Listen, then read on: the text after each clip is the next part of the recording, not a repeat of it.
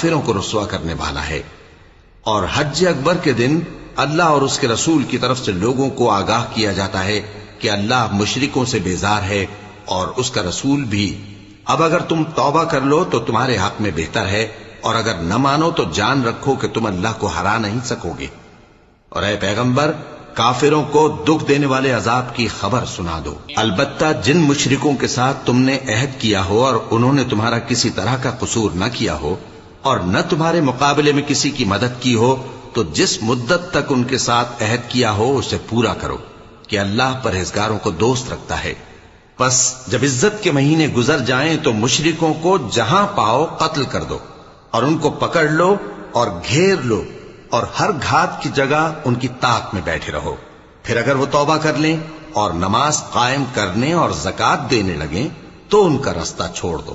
بے شک اللہ بخشنے والا ہے، مہربان۔